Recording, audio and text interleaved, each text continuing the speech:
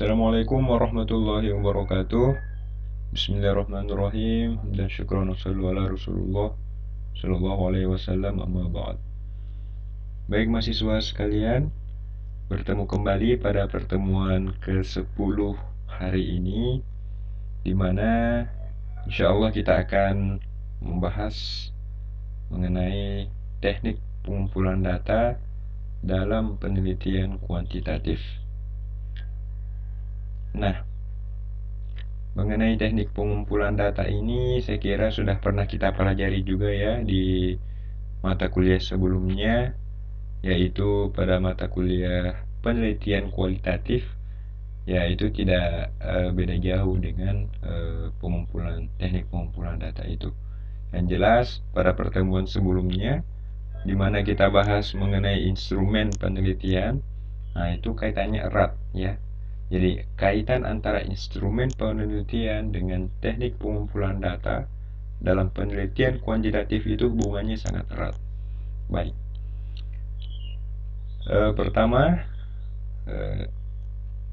jadi dalam kegiatan penelitian ya, yang terpenting itu adalah pengumpulan data. Ya. Nih, penting semua, cuman tidak kalah penting ini juga teknik pengumpulan data ini. Nah, pengumpulan data dalam penelitian itu perlu dipantau betul ya, agar data yang diperoleh dapat terjaga tingkat validitas dan terjaga tingkat reliabilitasnya. Ya, walaupun telah menggunakan instrumen yang valid dan reliable. Jadi katakanlah contoh tes, kuesioner, angket ya.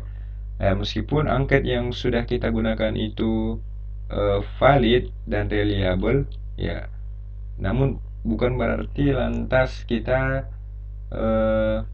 mengabaikan teknik pengumpulan data ini, tidak ya, seperti itu. Berikutnya, pengumpulan data yang mudah dipengaruhi oleh keinginan pribadi peneliti ya, itu biasanya akan condong atau bias data yang terkumpul itu ya.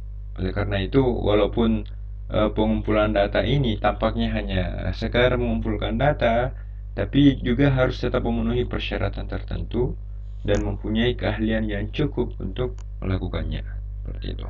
Nah, berikutnya ada berapa macam ya, atau ada berapa teknik dalam pengumpulan data. Di sini ada 4 ya. Yang pertama kita bahas satu-satu. Pertama yaitu kuesioner atau angket. Nah, kuesioner atau angket ini merupakan teknik pengumpulan data yang dilakukan dengan cara memberi seperangkat pertanyaan atau pernyataan tertulis kepada responden untuk dijawab ya. Responden itu orang yang diteliti ya.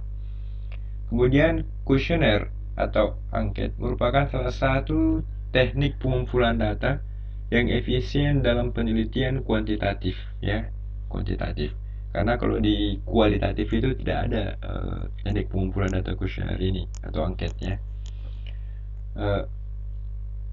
Bila peneliti tahu dengan pasti variabel yang akan diukur atau diteliti. Jadi kalau peneliti dalam penelitian kuantitatif tahu betul variabel yang akan ditelitinya, maka kuesioner atau angket ini bisa dijadikan sebagai teknik dalam pengumpulan data yang efisien.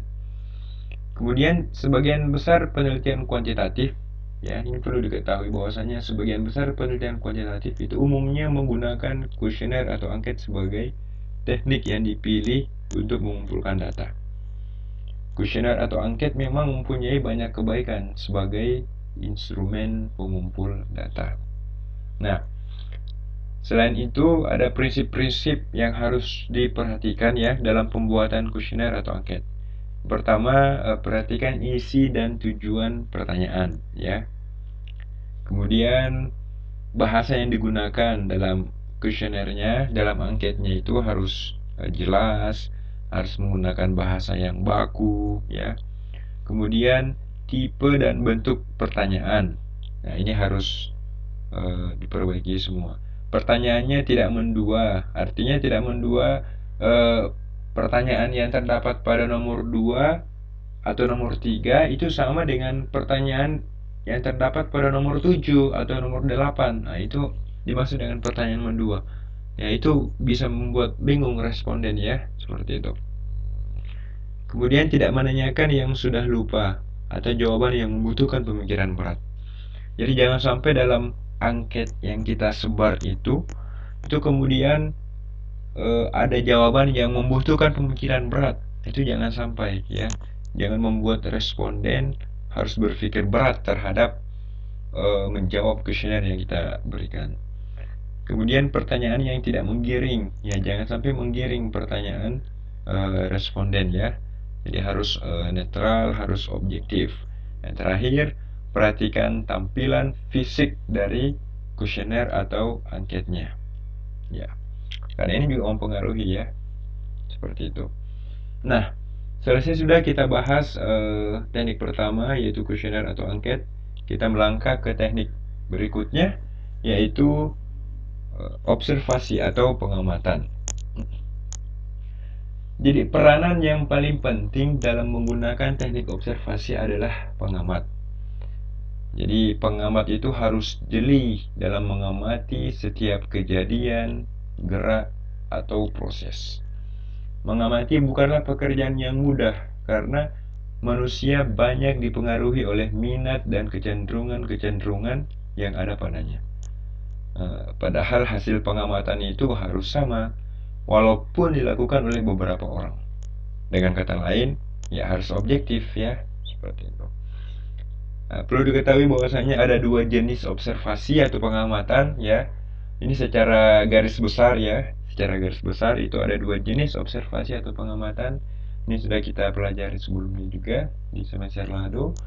Apa itu? Pertama adalah observasi partisipan atau participant observation.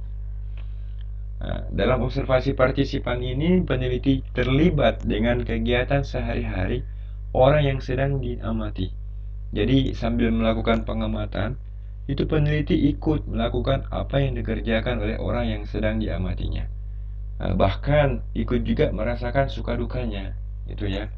Yang kedua adalah observasi non-partisipan. Observasi non-partisipan ini yaitu peneliti tidak terlibat dengan kegiatan yang dilakukan oleh orang yang diamati dan hanya sebagai pengamat independen. Jadi kita mengamatinya itu dari luar, ya. Bisa dari dalam, tapi kita tidak terlibat dengan kegiatan yang dilakukan oleh orang yang diamati.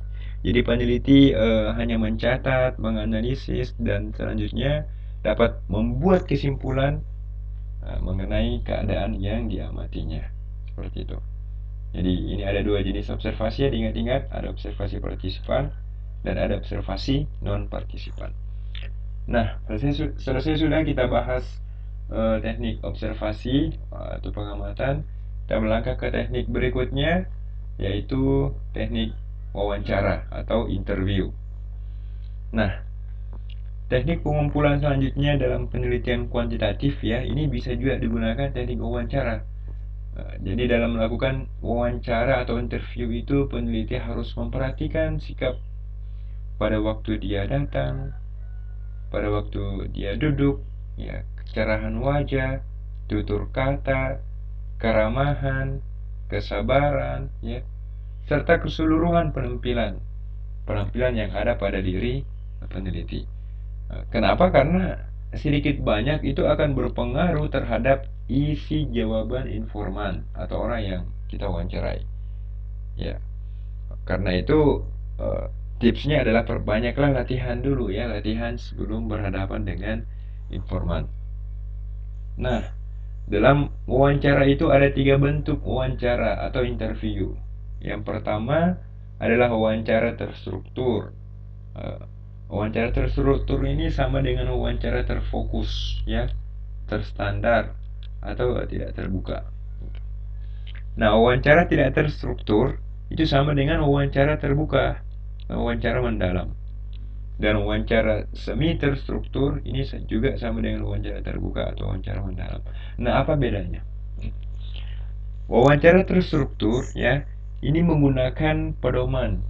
Jadi ada semacam list pertanyaan yang sudah disusun oleh peneliti yang kemudian itu tidak keluar dari pertanyaan itu, ya.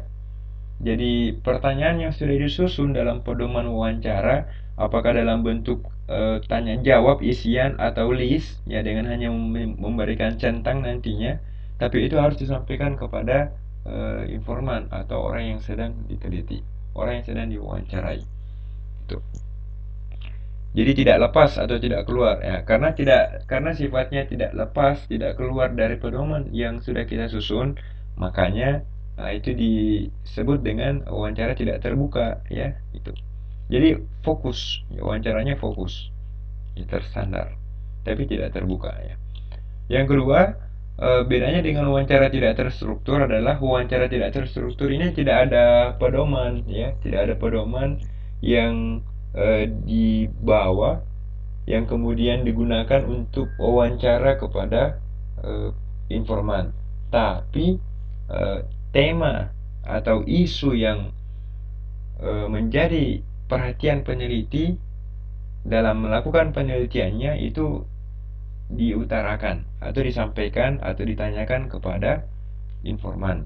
Ya, jadi meskipun tidak ada pedoman, tapi dia sudah eh, sudah paham bahwa isu yang saya teliti ini seperti ini. Jadi yang saya tanyakan itu adalah begini.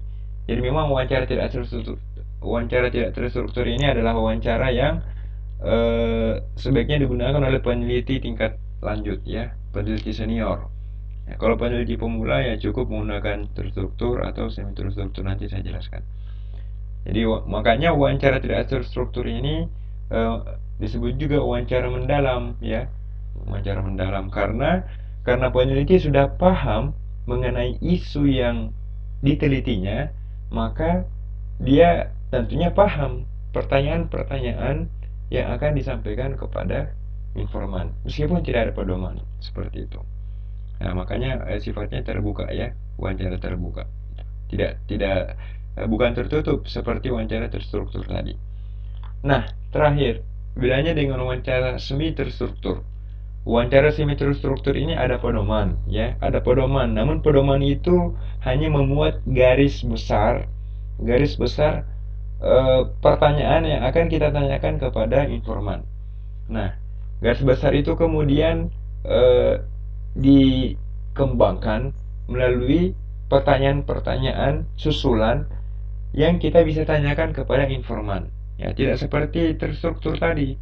Kalau terstruktur ini kan tidak boleh lepas, ya, atau selain daripada yang ditanyakan oleh pedoman yang kita bawa, itu tidak boleh, ya. Jadi yang kita tanyakan itu harus melalui pedoman yang kita bawa, berdasarkan di situ.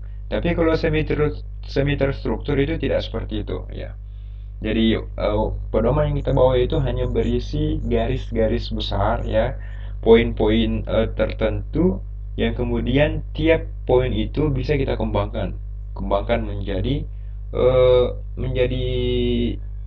sesuai dengan isi penelitian kita atau isu yang kita teliti. Makanya dalam wawancara semi terstruktur itu dikatakan juga wawancara mendalam, ya, dan sifatnya terbuka, wawancara terbuka itu. Nah, sebagai peneliti pemula itu sebaiknya menggunakan, ya, wawancara terstruktur atau wawancara semi terstruktur. Ya, ini sangat direkomendasikan.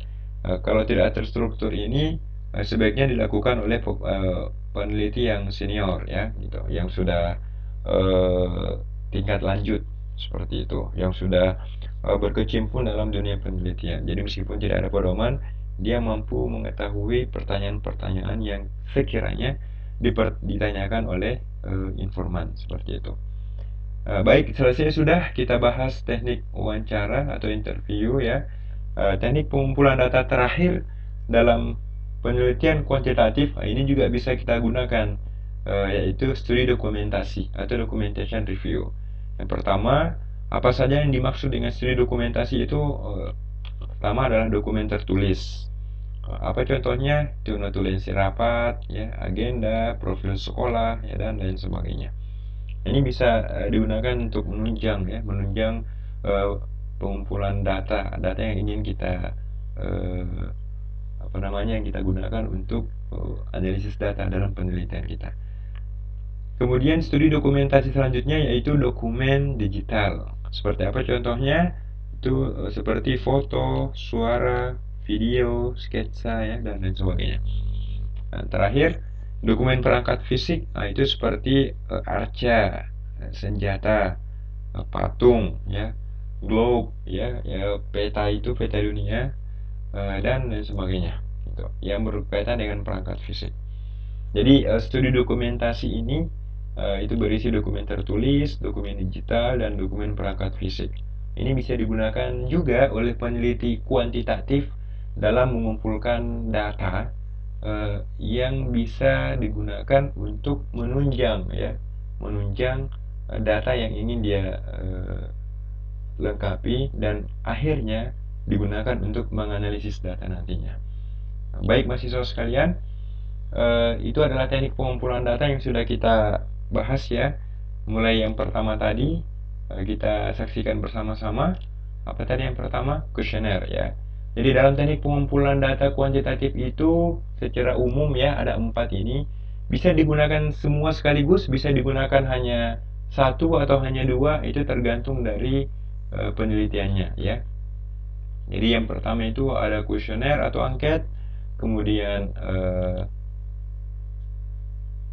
ini observasi atau pengamatan ya, yang tadi sudah kita bahas.